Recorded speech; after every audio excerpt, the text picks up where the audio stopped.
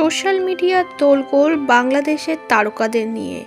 এবার মধ্যরাতে পরীমনিকে দেখা গেল ভালোবাসা দিবসে তার ভালোবাসার মানুষকে সামনে আনতে, ভালোবাসার গল্প শোনাতে। অন্যদিকে টনি ও বারিশা হকের ঝগড়া নিয়ে হাসাহাসি থামে না সোশ্যাল মিডিয়ায়। প্রথমেই আসি পরীমনির কথায়, দেখুন নায়িকা কি বলছে। সবাইকে বলেছিলাম যে আজকে আমার ভ্যালেন্টাইনের সাথে আপনাদের পরিচয় করিয়ে দেব, এবং আমি আমার সমস্ত ভালোবাসা দিয়ে আপনাদের সামনে আমার ভালোবাসাকে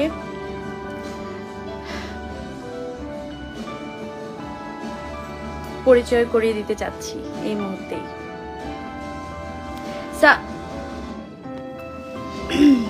সাইম ঘুমায়, এজন্যই আমার একটু লেট হয়ে গেছে লাইভটাতে আসতে, মানে আমার ছেলে ঘুমাচ্ছে।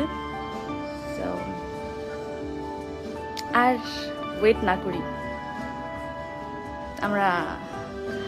আমার মনে হয় এই মুহূর্তেই আমার ভ্যালেন্টাইনের সাথে আপনাদেরকে পরিচয় করিয়ে দেওয়া উচিত। আসো, একটু লাইট দাও।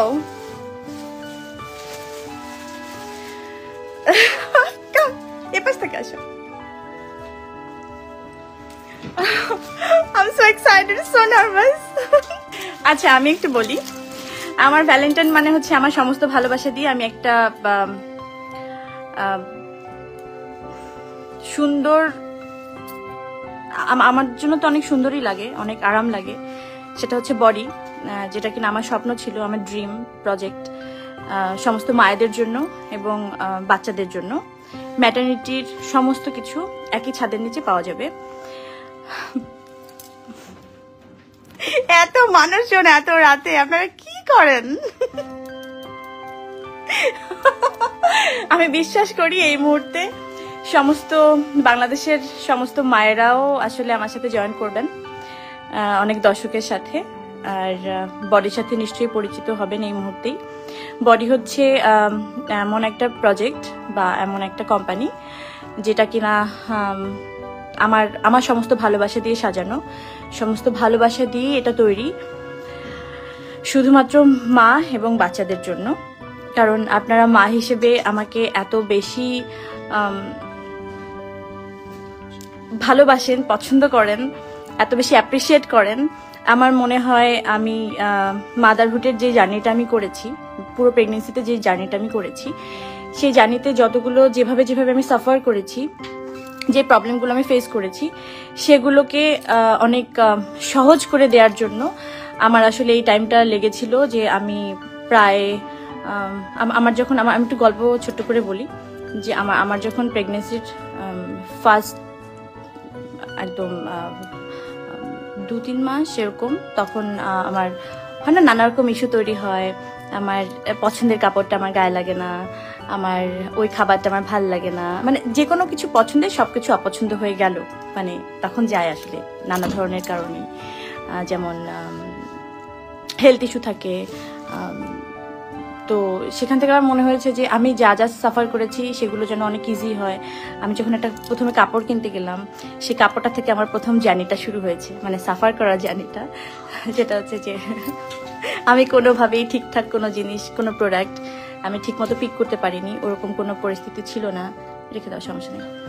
এই তো গেল পরীমনির কথা। ওদিকে বারিশা হক ও টনি দুজনকে নিয়ে ব্যঙ্গস্বরূপ কি না করছে। দেখুন আবারও একটি লাইভ ভিডিও করে টনি কি বলছে বারিশা হককে নিয়ে। কিছু বলি না বলে কি সাহস বেড়ে গেছে সবার? যেমন চাই তাই বলতে পারবেন আমাকে? ও টনি আপু, মুখটা আবার একটু ভেঙচি দাও। ফারহা,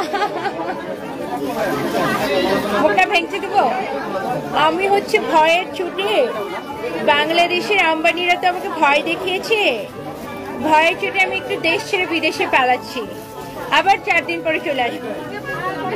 সাংঘাতিক রকমের ভয় পেয়েছি আমি, এই জন্য 4 দিন দেশে থাকবো না, এবং আজকে রাতে 4 দিন দেশে থাকবো না। ইসলামের শেহজাদি, আপনার নামটা এত সুন্দর রাখছেন, কমে আর কামটা এত আকাম, বুঝছেন? আপনি যারে নিয়ে সাফাই মানে ঘাইতেছেন, সে হয়েছে ফুটানির শেহজাদি, বুঝেন নাই?